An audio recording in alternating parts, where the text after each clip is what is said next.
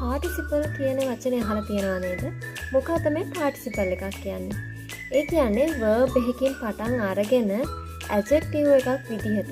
එහෙම නැත්නම් අපිට කියන්න පුළුවන් වාක්‍යයක් ලස්සන කරන්න use කරන වචනයක් තමයි participle එකක් කියන්නේ. present participle, past participle කියලා දෙකක් තියෙනවා. ඉතින් අපි බලමු මේ දෙක මොනවද කියලා. මේවා කොහොමද use කරන්නේ කියලා. පළවෙනි එක present participle. present participle අපි use කරන්නේ එක වැඩක් වෙද්දී අනිත් වැඩෙත් ඒ වෙලාවෙම වෙමින් තියෙනවා. වැඩ දෙකම එකම වෙලේ වෙනවා නම් අපි present participle use කරනවා. මෙතන verb එක ing.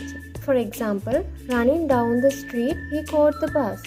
ඔහු පාර දිගේ දුවගෙන යන අතර මගදීම බස් එක අල්ලගත්තා. කියන්නේ බස් එක අල්ලගන්න එකයි පාර දිගේ දුවගෙන යන එකයි දෙකම එක වෙලේ වෙච්ච දේවල්. Listening to music, she cooked dinner. සංගීතය අහන ගමන්ම ඇය රාත්‍රී ආහාරය ඉව්වා. දෙවෙනි එක තමයි past participle. past participle එකේ verb එක අපි third form එකෙන් තියෙනවා.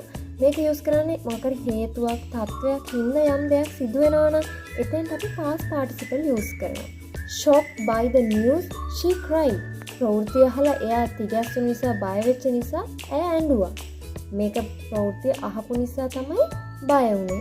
සරල දේවල් දෙකක් එහෙම නැත්නම් සිදුවීම් දෙකක් එක වෙලේ සිද්ධ වෙනවා නම් අපි verb එක ing form එකෙන් තියෙන එතෙන්ට අපි present participle use කරනවා.